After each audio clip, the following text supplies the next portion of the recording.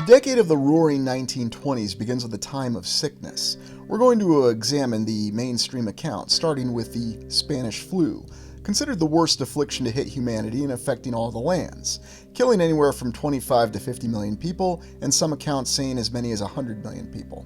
This followed World War I, and I find it intriguing that studying history as I did in the end of the 20th century, this event was not really mentioned. It was falsely attributed to have started in Spain because of media accounts at the time, but official accounts say that the news was suppressed because it started in the trenches of World War I, although the exact origin of the Spanish influenza remains unknown. We're accepting the mainstream account because it's quite intriguing. And in addition to this sickness, we also had the Russian Revolution, the rise of the Bolsheviks and communism, the establishment of the Soviet Union. The Russian Civil War was a very terrifying event that occurred before the end of World War I and ended in the early 1920s. It killed millions and yet involved all the great nations of the land, to include the former Allies. Oddly enough, there are many Americans who seem unaware, and it's certainly not mentioned in history, that there was a rather extensive American presence within Russia, or what would become the Soviet Union at that time. Here, as you can see, Old Glory being carried by American soldiers as they march in Vladivostok. So, a series of accounts, a war that continued into the early 1920s. Indeed, I'm fascinated by the fact the United States doesn't really seem to mention the fact that there was the presence of American forces such as the 339th Infantry Regiment in the ill-fated Polar Bear expedition, landing at Archangel.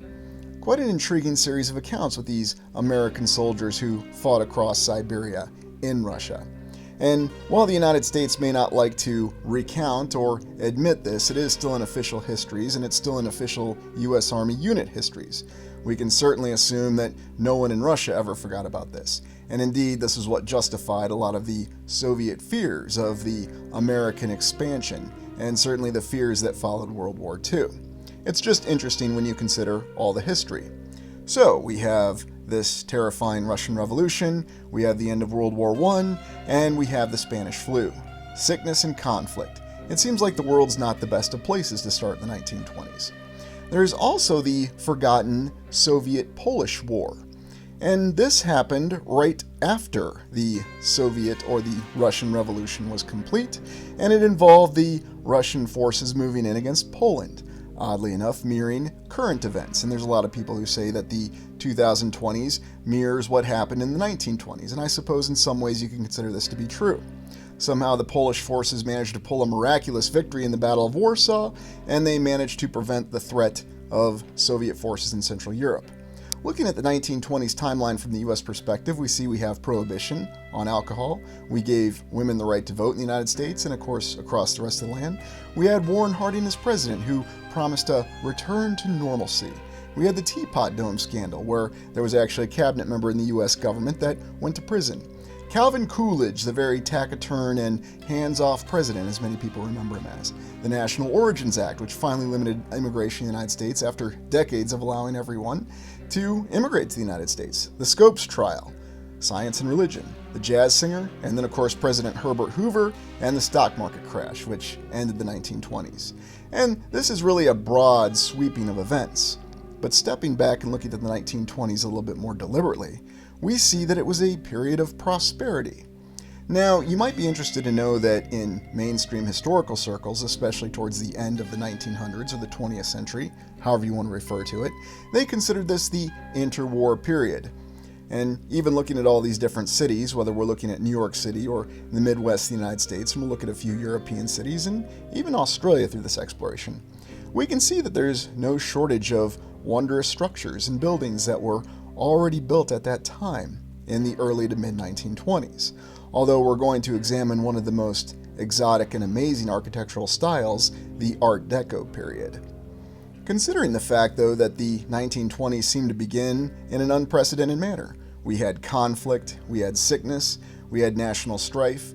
It should also be noted that within the United States, which people always look to as the economic leader, and indeed saw as the economic boom that drove the 1920s across the rest of the land, that it experienced some internal social strife. Indeed, there was the Red Summer that occurred, which involved a lot of racial tensions, which seems to be a recurring theme in the United States that continues to this day. And oddly enough, here in this view of Paris, you can see the stairways where Dean Corso was assaulted in the film The Ninth Gate. Just a random reference for you. But the conflict can't be forgotten. There was a lot of attempts by nations to try to establish a power structure at the end of World War I. There was also prohibition, limiting alcohol. Now that's certainly a way where things are different from the United States now as opposed to then.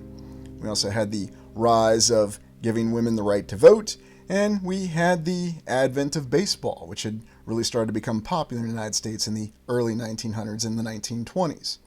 We even had the initial achievements of aviation, fixed-wing aviation, such as the Spirit of St. Louis and Charles Lindbergh's transatlantic flight. Just don't talk about airships. They don't really apply this time. And then, of course, we have the incessant conflicts and social strife that continued all across the land. And so when you look at all these vast social changes and realizing that the Roaring Twenties ended with the unfortunate stock market crash, or Black Tuesday. What is it with Tuesdays always being bad days in the United States anyway? I'm not sure. Maybe M. Bison was really on to something when he said, "For me, it was Tuesday." We have no shortage of very impressive images that show well-developed cityscapes and amazing structures. Also the infrastructure and transportation assets at that time. Here in Berlin, for example, in the 1920s, despite it being the interwar period, we do see a very impressive apartment building that was constructed, according to the mainstream, during the 1920s. Very impressive and beautiful structure, especially during the rule of the Weimar Republic, which was the interwar government of Germany. Many interesting times, and there seem to be exceptions to a lot of the standard rules that was going on. For example, in the United States, the Harding administration, President Harding, had promised a return to normalcy because of all the technological advancements and the conflict that had broken up the 1900s so far. Of course, they had prohibition, the ban on alcohol, and there's many theories about what that was really behind or what was really driving that. There's also here this image of the wondrous Penn Station in New York City, quite an impressive structure. So we look at the series of elaborate and divergent events and how they all seem to play together. One would not expect the 1920s to be a roaring period of prosperity, and indeed there are conflicting accounts in terms of what was really happening. You might also recall that the 1920s was when they built all these amazing theaters that we've looked at in many of our explorations, the Fox theaters and many others. We can also look and see some early images such as Rome. And it's always interesting to me how Rome seems to look different depending on which images you look. Whether you're looking at the Colosseum with the older photos of the late 1800s or here in the 1920s.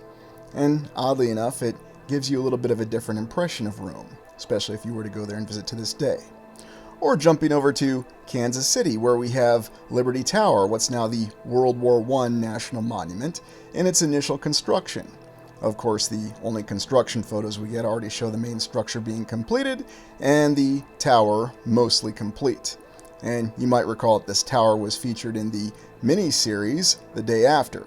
It was completely destroyed by a couple of hydrogen bombs in that particular series. And oddly enough, for some reason, something about that image where Jason Robards is pondering it reminds me of this construction image. Perhaps it's just my mind playing tricks on me. But it is interesting to consider that this wondrous monument was funded by donations, as many of them seem to be. And this was to be the great marker for all the veterans of World War I. And indeed, you can go visit it to this day. And it's quite an impressive structure. There's even the sphinxes that have the wings over their eyes, apparently hiding their eyes from all the horrors that occurred in World War I. In the Weimar Republic in Germany, we had a completely different change of society and culture. Indeed, one of the things the mainstream history tells us is how the actual attitude of women and the identity of women changed a lot after being granted the right to vote. Women were also more present in society and they began to take more of an individual role. There's also the continued efforts of the Weimar Republic to really have more of an international flavor, again looking at Germany. And it's rather odd when we think of the fact that this is considered the interwar period, although if you actually look into the history of the Weimar Republic in Germany, it seemed to be a lot more international than we might like to think. There's also the fact that this was the period when Germany went with the rise of the rigid airships, and here we have another image of the Graf Zeppelin. the very impressive rigid airship that managed to complete circumnavigating, or going around all the lands, however you want to say it, in a very short amount of time. Some say it took over 20 days, and others say it took, well, much less time. And even when things were in a difficult position for many of the Germans after World War I, here with this little soup distribution to these children, we see these children don't look too particularly unhappy. They seem rather happy, and certainly much happier than what we saw in the workhouses from the Victorian times. Here we have President Calvin Coolidge, the taciturn, very hands-off president. At least that's how history remembers him. He succeeded President Harding after he abruptly passed away and ran for re-election once. He opted not to run for re-election in 1928 because, in his words, no one should be president for such a long time. Apparently, Franklin D. Roosevelt had no such reservations and probably would still be president if he were still alive now, and no one would probably have any issue with it. And I don't think that's too much of a leap in logic.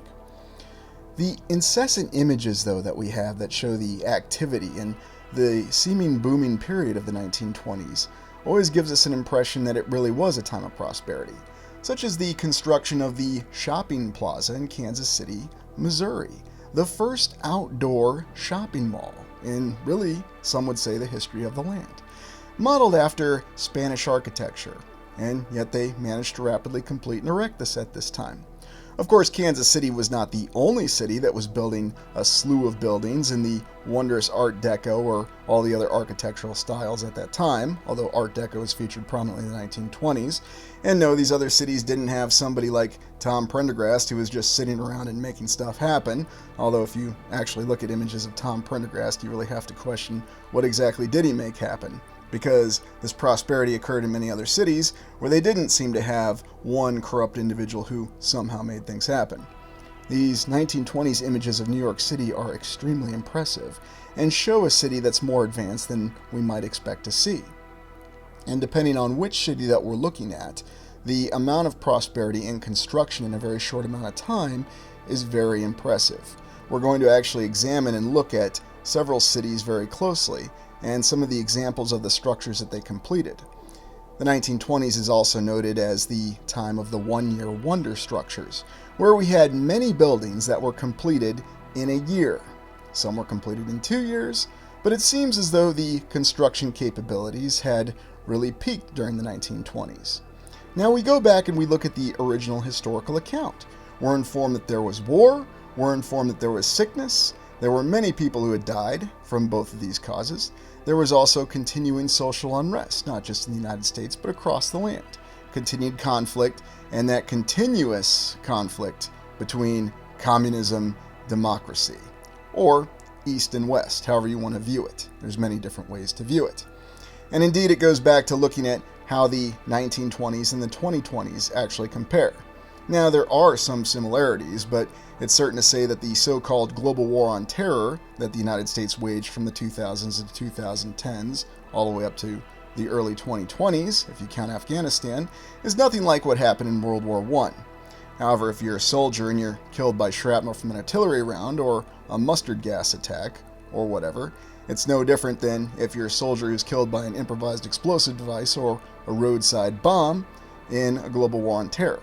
So I guess what you say is, at the end of the day, if you're killed in action, you're killed in action. Of course, we recall how the 1920s ended with the abrupt stock market crash, caused by greedy speculation, although there are other debates for the causes, such as the government of the United States being too laissez-faire with economic policies.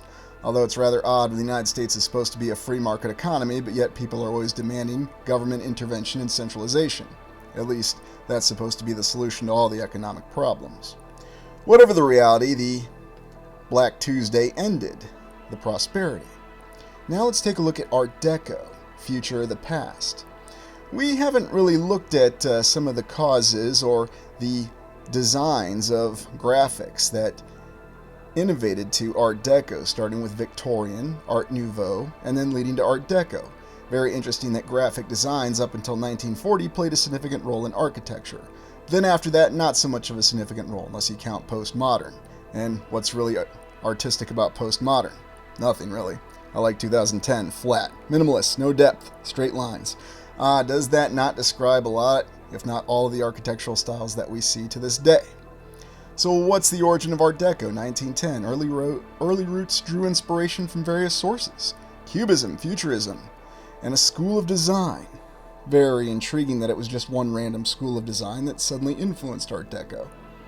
It's also intriguing when you think that there were several structures from the early 1900s that already reflected the signs of Art Deco. In 1920, Art Deco architecture, characterized by ornate detailing and geometric shapes, gains popularity, influencing building design worldwide. But then in 1930, the Great Depression really affected the popularity of it, leading to a shift towards more streamlined and simplified designs. Of course, we know that's a conflicting account because there were still many Art Deco buildings that were completed through the 1930s. It was really World War II that ended it, and even here they say it. It's World War II that disrupts it because resources shift to building 1,000 ships for the United States Navy, and all the other nations prepping for World War II. It experiences a resurgence of interest in the 1960s, I guess if that's what you call urban renewal, and all the great buildings that were destroyed during the 1960s. And then, of course, in the late 1900s, Art Deco remains an enduring and influential design style. Periodic revivals. What periodic revivals? And continued preservation efforts. Well, we can certainly debate that, but that's what the official timeline says. It's intriguing, though, to consider all of these different styles that seem to go into Art Deco. And you could even say that Art Nouveau and Art Deco are interchangeable. There's also the interesting element of Cubism. What's not mentioned, though, as you might recall in our exploration of Buffalo, we saw that there was even an Aztec portion of the Art Deco style. One of the most striking things about the Art Deco structures, though, is the very ornate and detailed interior of structures, which one would certainly expect a lot of time be required to actually complete these buildings, especially when you're laying out the interiors with this kind of wondrous and beautiful detail. Now, a lot of people will simply say, you can't just say something's an old world building because it's beautiful. Well, no, I agree. There's a lot more of complexity in it. We also have to consider the type of material that was used in constructing these buildings.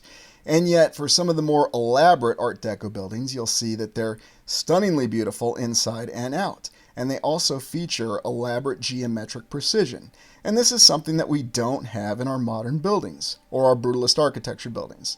And the explanation will be, well, it's because it was World War II, and then after World War II, we went to brutalist and postmodern, and people wanted to reduce costs. And that's always the explanation that we're given.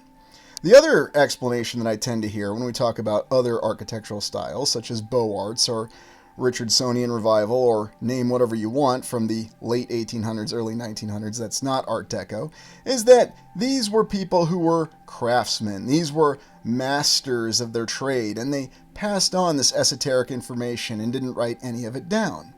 Yet how exactly did all these master builders manage to rapidly learn and understand Art Deco, if it was artistically inspired and it was newly innovated in the 1920s? They certainly didn't pass this down. This was an entirely new style. So how did all these individuals who were into construction learn this style? You can't tell me that an architect went everywhere and rapidly taught all the people who actually did the nug work of the construction the detailings behind this Art Deco. But yet this is the official explanation that will be given, and we'll also be told that this is yet another lost style that, for reasons of expense, we can't replicate to this day, or because we have all these master craftsmen who are no longer available or lost their trade. You look at an image such as this, though, and you see the futuristic component of Art Deco. Indeed, there's no shortage of fantasy with Art Deco that also blends into the genre called steampunk. And it gives impressions that Art Deco is much more futuristic than we were initially led to believe. And you can find this in actual images, various examples of artwork, and fiction from the time into this day. It gives the impression that there was a greater futuristic component to Art Deco, that maybe it could have been reflecting an older civilization that really was far more advanced. And I recall a joint exploration I did with Old World Exploration where we looked at Art Deco in detail and we saw this futuristic view of it. And it's amazing that it seems to be a disturbing and almost lacking continuity with the timeline of the 1920s. Because how exactly did they go to this? And many of these buildings still stand to this day, and you can go visit them. And we'll be looking at some examples of these buildings, and whether you're in one of the great cities of the United States or anywhere else across the land, you can still find examples of these Art Deco buildings. They're all over the land. And certainly I advise looking at them from the outside and visiting the inside. You can also get an idea of what the layout of these cities may have been with these wondrous examples of Art Deco architecture. The true integration of inspired art in architecture. And of course, the reason given World War II and post-World War II up until now is that we simply want to save money. But we have to remember the science fiction component of Art Deco even was reflected in the film Metropolis, which this channel did review in its early days well over a year ago. Metropolis is an intriguing film though, because some suggest that perhaps this is a film from an entirely different civilization, although official accounts say it was made in Germany in the mid-1920s by Fritz Lang, and it's considered one of the quintessential and pioneering science fiction movies. Now, it's not the first, but it's certainly the 2001 of its day, if you will. It really inspired the genre. And there's many interesting scenes that almost show things that appear otherworldly. Many of the concepts, this is the first time they were seen on the big screen, such as with synthetic beings, androids, cyborgs, robots, whatever you want to call them.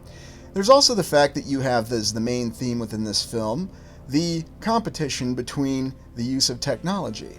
Technology as a tool and the concept of balance. In fact, the answer to the theme of the film at the end is achieving a balance between the head and the heart, and people not forgetting to actually be human beings and not losing themselves in their technology. There's no shortage of very interesting scenes within this film, things that almost seem otherworldly. To say nothing of the odd-houred clocks, we also have very interesting close-ups and unique effects going on with the eyes. And if you watch this film all the way through, you'll see that it does have a lot of interesting symbolism, not to be confused with symbology, although you'll certainly want to go into symbology after you watch this film to try to understand exactly what it's saying. Unless, of course, somebody realized that Rush was going to publish an album called the 2112 Overture and use some of the symbolism within that album. You again see the advanced architecture and many things reflecting what was potential Art Deco at that time in the 1920s. Again, rivaling anything that we have today. And you might notice it looks a little bit more impressive because we don't see our vast quantity of pencil, glass, and steel skyscrapers. Here we see full structures that seem to be made of what we would think is either advanced concrete, masonry, or something else.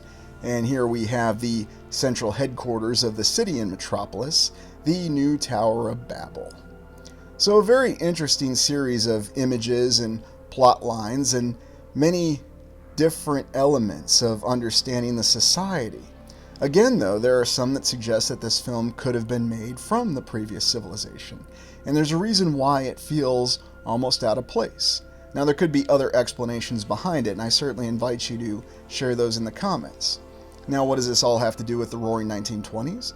This film is considered a reflection of the oddity of the 1920s, and in fact, it had a very disruptive effect on the mind of H.G. Wells, science fiction author, who published War of the Worlds and many other great stories.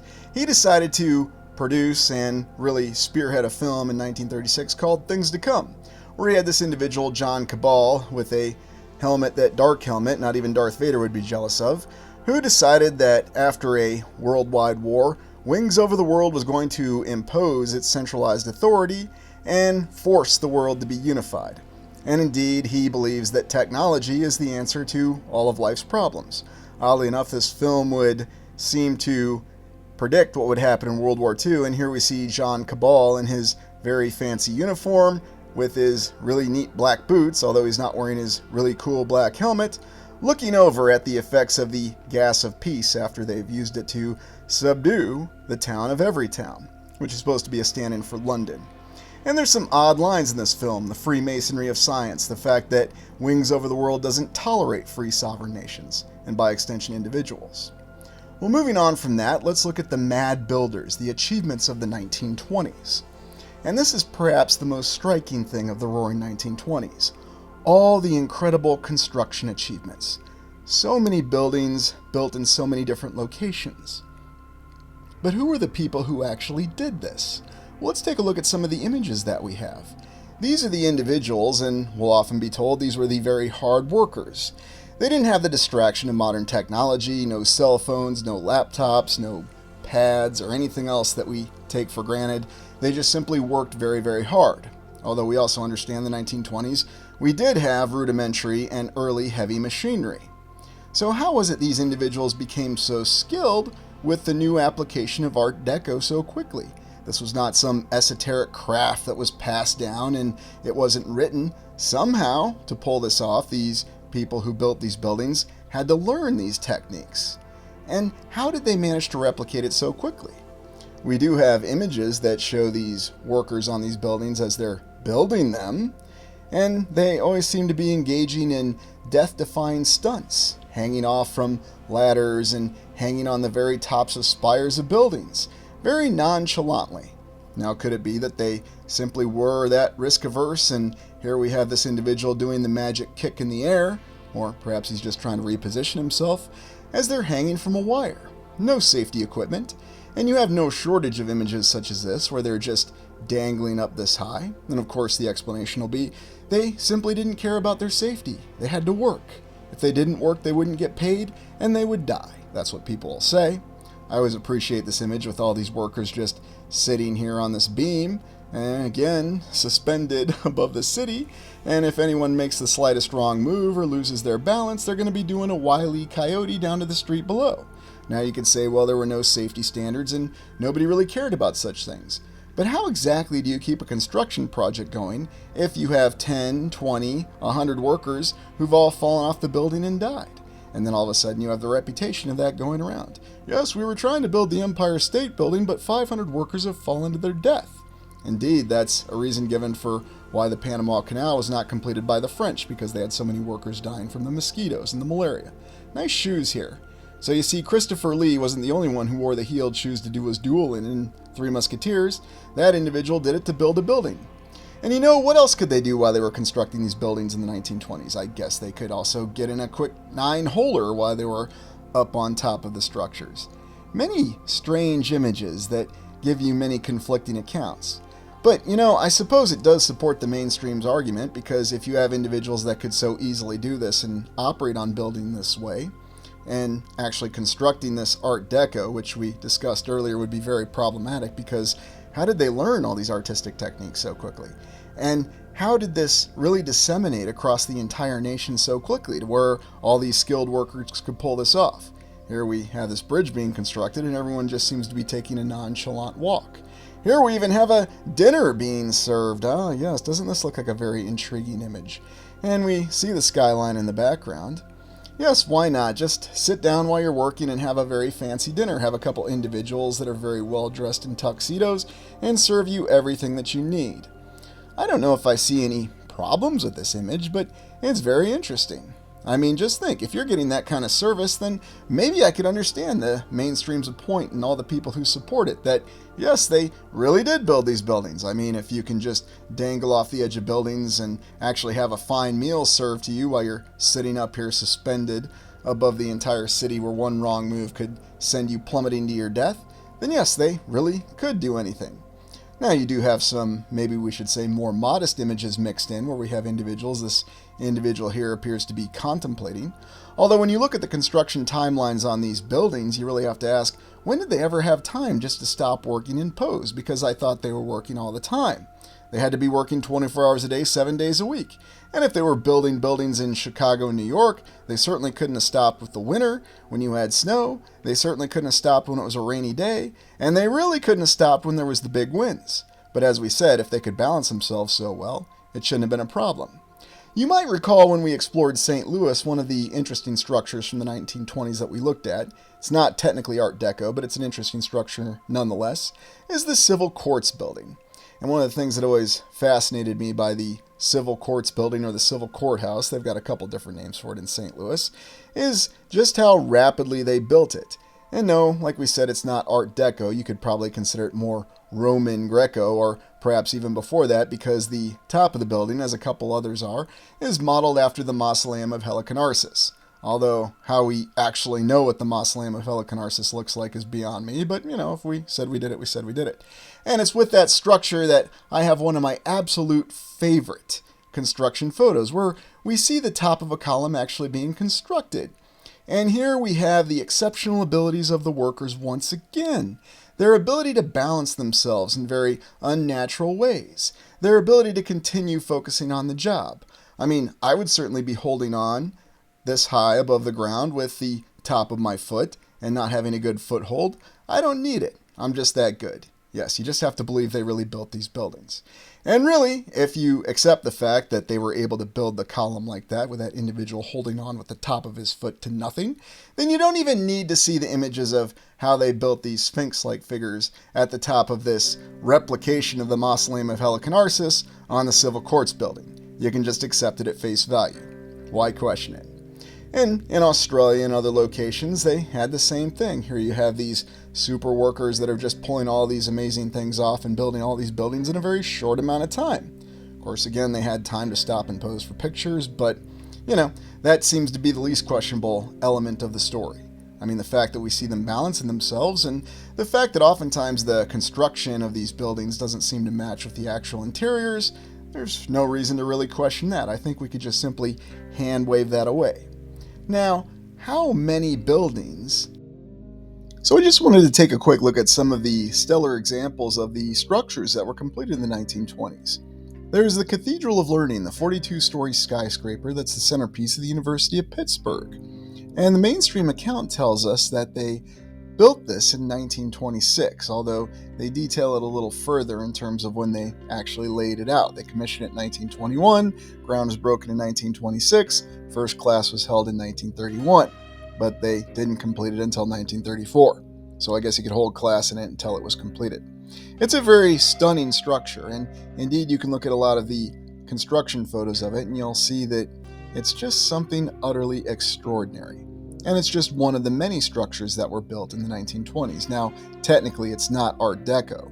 Although what's really intriguing is when you look at the construction photos of it is how the construction photos don't really line up with the interior, especially when you look at the actual interior of the main auditorium or any of the commons rooms, where you see something that looks like a giant cathedral.